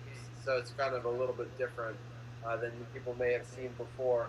I'm not gonna be on the week of the 21st. I'm taking a vacation, but the guys might be joining Carol. We'll sort of decide about that. But we'll definitely be talking more basketball on the 28th once we have a couple of games into it. I'm not sure we'll know enough next week with one preseason game to really give a good breakdown of what we think it's going to be. So we'll probably bring this Wizards quorum back in a couple of weeks. But I'm going to give each one of you guys a final segment. I'm going to start off with Arun. What is your final takeaway, either from the trade or the wonderful victory, and or both, or anything else you want to talk about? Yeah, I think it was a good trade. I'm really happy that Washington was able to pull out the win. I want to give a shout out to a former Washington backup, Colt McCoy, came away with the win. Yeah, let's go. It's true. I mean, say RG3, but I love it. Yes, I'm surprised it wasn't an RG3 reference. Yeah. And then, now the best player in Washington is the number 3, and I guess, back to RG3 recap. I guess he almost pulled out the upset. I know Tim was upset that Luke Wilson didn't catch the pass, but I guess the Ravens GM, they didn't find those replacement players like the Washington team in the 1987, so Luke Wilson with the drop pass against the Steelers, that was the difference in the game ultimately. And RG3 pulling his hamstring, and RG3 thought he could have gotten the win after pulling that hamstring. what a great quarterback RG3 is in college, but not so much last Wednesday. But I give them a lot of credit for trying, though. I thought they put together a great effort in that game. I watched that game and was kind of surprised at how close it was. And it maybe gave the Washington football team a bit of a blueprint of how to beat them. So I'm thankful for that. But Arun, you've been fantastic as always. And I really appreciate your time, and look forward to breaking down more Wizards and Washington football team in the future with you. Thanks. Shout out to Otto Porter, partying it up, Harold's cousin. Thanks. That's true. He ain't even called me even. He didn't party with you either, yeah. Tim, I'm going to go to you next real quickly. You've got a Ravens game tomorrow on Tuesday Night Football. I know it's a classic. I hope that you destroy the Cowboys as always. Any final thoughts? I'm sure you watched a little bit of this Washington football team game as well. Yeah, I watched. Yeah. Well, any thoughts on that and the game tomorrow, and any final thoughts on anything? Yeah, I mean, obviously it's a great win for Washington. I think they're gelling quickly, and as I said in the group chat, if you were a Washington, fan who hated on Rivera already, you should be ashamed of yourself. You got to be patient. Clearly, he needs a little bit of time, and you get results like that. But hopefully, we can help you guys out more and beat Dallas tomorrow night. It'll be kind of tough with the Ravens still having some COVID players out, but it's really hard to follow Arun. He's too hilarious. But I guess on a serious note, I did love John Wall's farewell tweet. I thought it was really classy. And I actually really hope that the Wizards franchise retires his jersey. I think he deserves it. And there aren't a lot of players that did what he did in Washington. So he should be celebrated for that. And hopefully we see that happen. But anyway, have a good rest of the show. Thanks for having me. And good night, everybody. Thank you, Tim. Good luck on the Ravens tomorrow on Tuesday football. And they also play on Sunday as well, right? No, they play next Monday Night Football against Cleveland Browns in Cleveland. That's crazy. At least that game is already later. That'll be a nuts game because Cleveland's been really good this year. So best of luck on both of those games. That'll be a fun one, too. Yeah, sounds good. All right, well, we'll talk to you again soon. Yeah, have a good one, guys. See ya. All right. Brian, I got to listen to most of your podcast earlier today. I think I got like 80% of the way through it before I had to get ready to watch the Washington football team. But a great podcast as always. If people want to check it out, again, SportsOTHP.com. They click the podcast partners button. It's a new flashy button, a giant P for podcast partners. And you click on it, and then you scroll down to Upon Further Review with Brian Brennan, and you can check it out. He's got a bunch of great shows over the last couple of weeks. He's had his dad on. He's had a lot of the guests like Tim and Arun. I know he's had Michael Edgley, and he gave Michael Edgley some shout-outs because it is his birthday. Yeah, happy birthday, Mike, again. Happy birthday, Mike, indeed. And happy birthday to you, too, Robbie, on Wednesday. Happy birthday. Thank you. I appreciate that. So this was definitely a great birthday victory, but anything else? I mean, it was a great breakdown of the weekend football by you. I did like how excited you got at some of the questions that you had to answer in your sort of interview of yourself in some ways. I thought that was very entertaining. It kind of reminded me, I've been listening to a Tom Green interview lately, and you kind of reminded me of a young Tom Green, which is good. Well, thank you. I appreciate that. So I found that very funny. funny. Compliment. Wasn't expecting that. But thank you. Brian, I appreciate the shout out as well, my brother. I appreciate that. I didn't know that I was literally breaking news while you were recording your podcast. So that's really awesome. Yeah, definitely. Thank you, champ. I appreciate you breaking that to me. I really appreciate that. That sounds good. Well, Brian, I'll give you the floor. You guys are still the champions. I know we talked about you guys had to probably win 2, if not 3, out of the last 4 games. How are you feeling going into those last 4? I'm a little nervous, for sure. I think the next game is one of the more winnable games. It's against Arizona at MetLife Stadium. But after that, they got to play the Browns.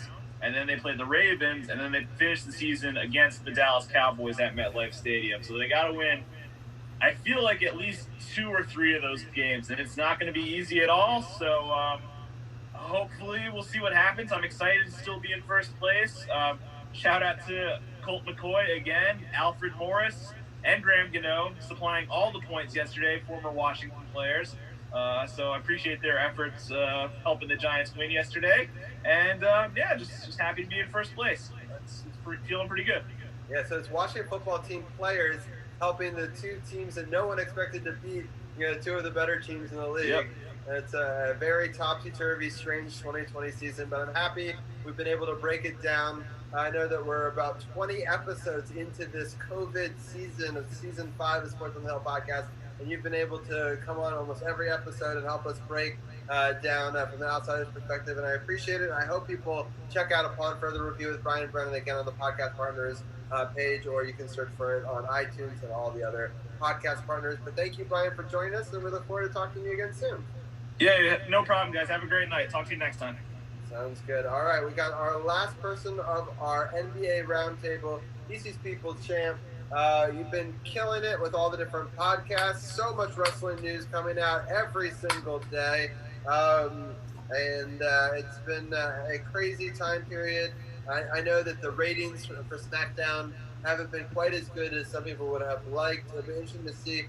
Do you think that the ratings will dwindle more if they go away from the arena that they were using because they're going to have to give it back to the NBA, or how do you think that's going to play into that? I am so glad you brought that up, Robbie, because tonight they actually had they're having their final show in the Amway Center with the Thunderdome from Raw. They're actually going to Tropicana Field in Tampa Bay to continue the Thunderdome concept there, at least until the springtime when the Tampa Bay Rays begin their baseball season. So right now, they've already got their plan in place. They're going 2 hours north of where they were to continue the concept. But it's crazy, and I mentioned this in our group chat, that during this COVID era, only 9 episodes of SmackDown have gone under 2 million viewers average.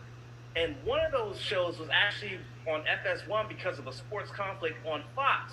So every show, even during the COVID-19 era, have been 2 million plus because they're on Fox. They're on Fox, which is a network that everybody who hasn't cut the cord has. So, and that's opposed to Raw, which averages around 1.5 million views because they're on USA Network. And again, this is a time where a lot of people cut the cord, so they don't have cable TV, so they don't watch USA Network. Or some people, like myself, I DVR and watch it the next day so I can skip the commercials. So ratings are going to be very, very interesting. But I'm more focused on Wednesday night ratings because of the fact that AEW, which is still a very new company, only a little over a year old, going up against a brand like NXT, who's been around for at least about 6 years, and have moved to Wednesdays to compete basically with AEW, regardless of what the brand says. And their ratings war has been very, very interesting. Last week, they beat them by almost 300,000 viewers because they had a very respectable Hall of Fame wrestler like Sting debut on their programming, and now this week he's going to speak. And I told Sith and Donnie this the other day. I said, Sting speaking on that show, they're going to break 1 million on this show. Definitely. Because you're going to bring in the old wrestling fandom from WCW days, because this will be Sting's second appearance on TNT since 2001. 19 years. And you're going to bring them in. So I think they're going to break. I'm making this prediction right here, right now. AEW Dynamite this coming Wednesday is going to break 1 million viewers in the overall ratings war this coming Wednesday. Interesting.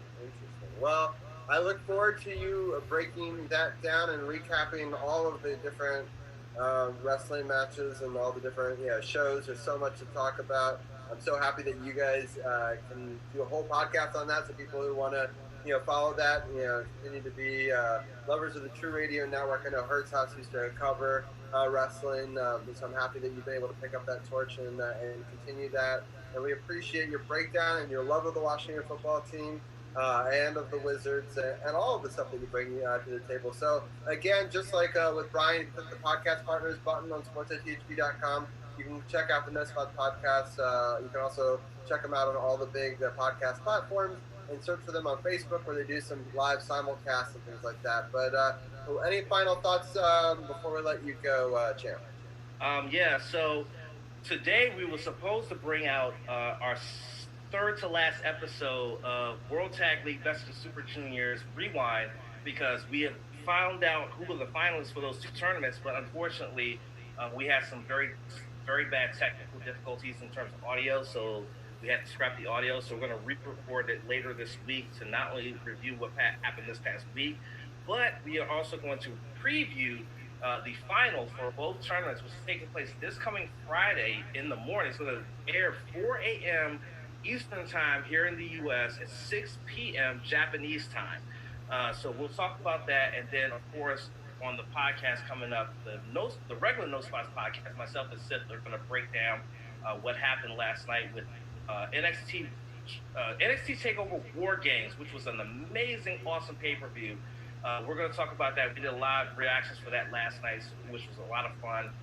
We're going to break that down. We're going to break down what happened this week, as well as the main roster is building towards TLC 2020, TLC Tables, Ladders, and Chairs, their annual pay-per-view, where they have at least one match where it stipulates either a tables match, a ladders match, a chairs match, or a TLC match. So we're going to do that. Live stream is going to be Saturday at 5. And then, of course, we're going to break down the finals of World Tag League and Best of Super Juniors coming up this next Monday. So that's what we got for you. We got a lot going on here. Wow, that's amazing. Sounds good. Well, thank you so much, Champ, and we look forward to having you break down future games with us. We'll talk to you soon. Thank you for having me, guys. Y'all have a good night. And Carol, again, I got to bow and reverence to you, my brother, because, man, you went out on a limb. Like I said, I almost got convinced, but I was like, no, I can't. I should have gotten in the car with you. I should have gotten in the car with you. Sometimes you just got to ride, man. Sometimes you just got to ride, baby. And by the way, you are killing it with the car sales, man. I've been watching, man. Awesome stuff, brother. Hey, man, appreciate it, brother. I'm on a mission, got a new career, trying to flourish at it, and we appreciate all the support from everybody on the network, everybody on the show, man. I appreciate it. I love it. And, come on down to Waldorf Honda 2450 Crane Highway. Come holler at me, get your new user pre-owned certified. You know what it is. But appreciate you as always coming on, champ.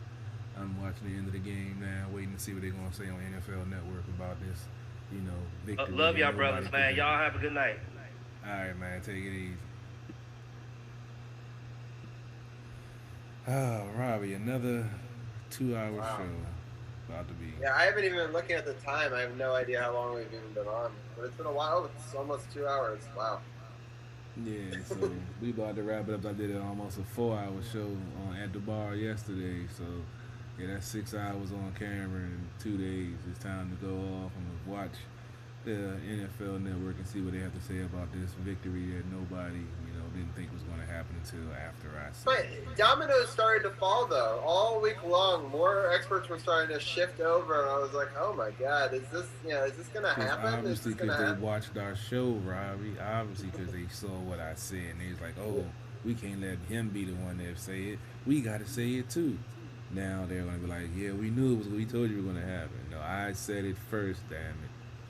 Yeah, it was funny. I was talking to my dad before the game. I was like, it's kind of brilliant because, if they didn't win, no one's going to be like, oh, my God, Carol's such, everyone's going to know, obviously. But, we do, then Carol was right the whole time. So it's kind of brilliant. I have to tip my cap to you. It's been a crazy week. I'm excited for my birthday week. This was a great way to start it off. I look forward to breaking down the 49ers game that's happening in Arizona, which is such a strange thing. Do you think that will help them, that they know the field a little better? I mean, it's a... They played in Arizona earlier this year, and they have to play it. the people, I don't even know if we talked about this on the thing. The reason they have to do this is in San Francisco, teams are not allowed to play. It's not like, some places are like, you can't do it with fans. They're like, nah, you can't do it. And so they had to make a deal with Arizona to play on their off weeks in their stadium. And so, which is crazy because the count in Arizona, the COVID count is higher than it is in San Francisco right now. So they have to make the 49ers go to a place that's worse to play their games. How crazy is it? But they don't care. They're fine with them playing it there. Well, actually, I think California's about to go into certain parts of California about to go into a lockdown for the next 3 weeks. Because but I'm just saying the actual cities themselves, the COVID cases it's worse. Crazy. It's crazy. It's crazy. But we're going to get ready to wrap it up for tonight. Appreciate y'all tuning in. It's been a great show. It was a great day. Victory Tuesday. Washington football team, 3 straight games in a row, knocking off the undefeated, used to be undefeated Pittsburgh Steelers. And if any of my Steelers fans are still tuning in, I'm waiting for a text. I know you're going to call and text me because I remember the last time we played, y'all made sure y'all called and text me. I ain't even going to mess with you tonight because it ain't even worth it. I'm basking in the 5-7, and now you got that 11-1. You're always going to have that Washington football team taste in your mouth because, hey, we were the better team tonight. But appreciate the burgundy and gold. We're both rocking I had to rock.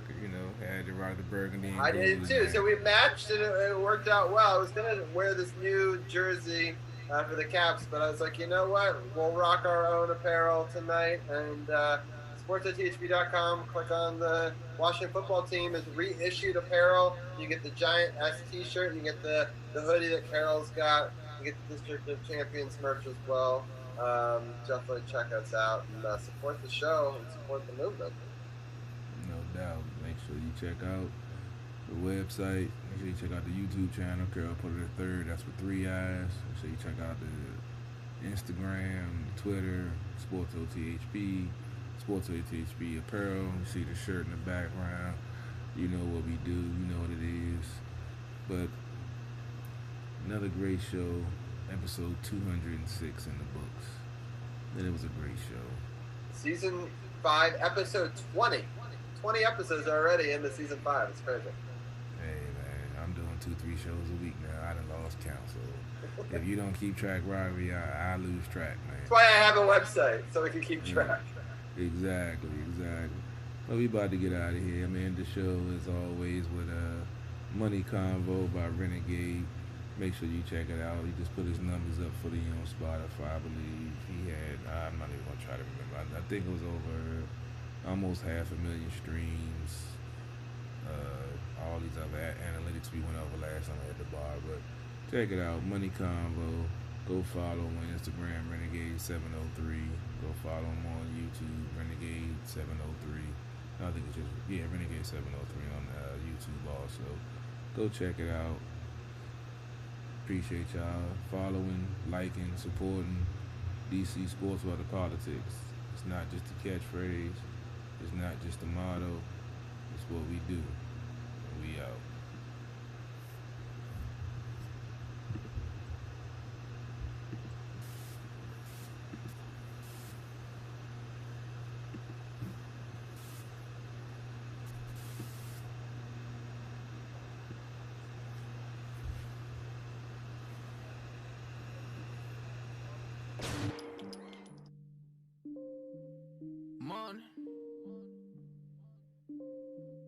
Money. I love that money. Lucas. Money, money, money, money. Money, money, money, money. Money, money, money, money. Money, money, money, money. You don't really want to play.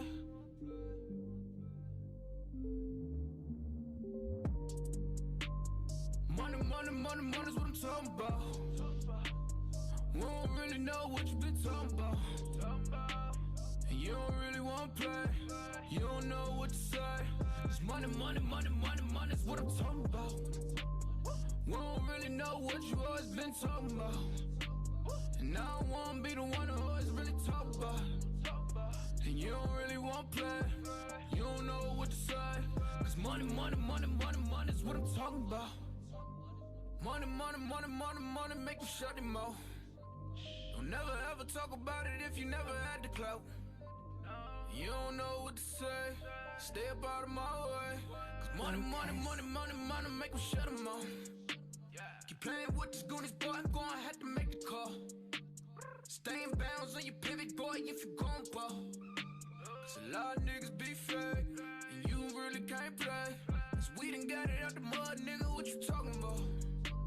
Screaming, oh my God, money got me pride. They living a lie, look into my eyes, they might seem surprised, this is homicide. We just multiply, we been on the rise. If we got some wings, fuck it, we gon' have to fly. Money, money, money, money, what I'm talking about. Day in my life, take me a different route. And use all my case, niggas on my face. You can get erased, what you talking about? Money, money, money, money's what I'm talking about. We don't really know what you been talking about. And you don't really wanna play, you don't know what to say. Cause money, money, money, money, money's what I'm talking about. We don't really know what you always been talking about. And I don't wanna be the one who always really talk about. And you don't really wanna play, you don't know what to say.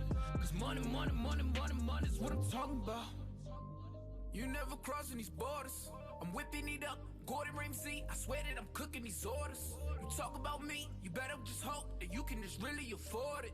I'm ballin', I'm ballin', I'm winning, I'm winning, I'm feeling like Robert's a horrid. Nigga, I'm scoring, I count in the morning.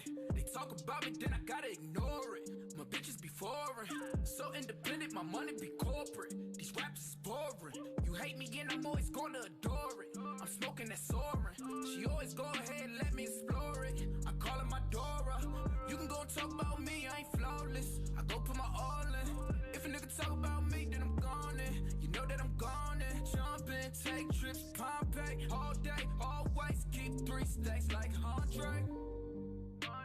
I get it, I get it, I get it, I get it, man. And you can never, ever, ever get rid of that.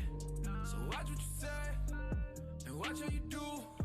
If you play the game, then you play by the rules. Money, money, money, money's what I'm talking about. We don't really know what you been talking about. And you don't really wanna play, you don't know what to say. Cause money, money, money, money, money's what I'm talking about. We don't really know what you always been talking about. And I don't wanna be the one who always really talk about. And you don't really wanna play, you don't know what to say. Cause money, money, money, money, money's what I'm talking about.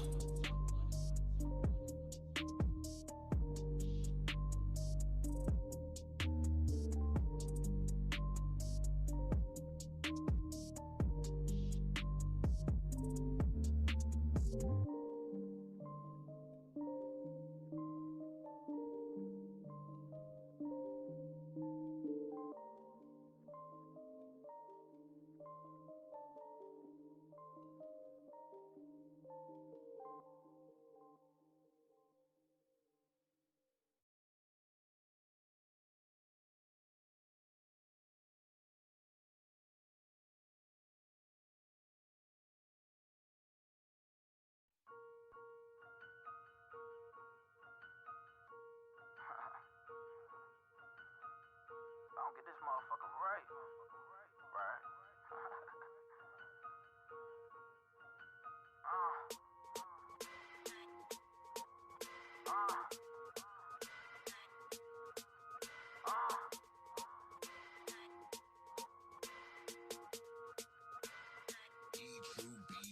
If you ain't a boss, switch your position. They hating me on the low. I cannot listen. I pack your bag if you trippin'. I got me your superstition that you been looking for ways. Get me up off this mission. My grandma told me, boy, watch what you pitching. You stay safe at the base and not what you whipping. They just all in my business. Scotty knows just what a pippin'. Flow like I be rapping, tiptoeing J's when I'm riffing. They say I be hot, but I think I'm sizzling. Surgically put on the clinic, spit it out just to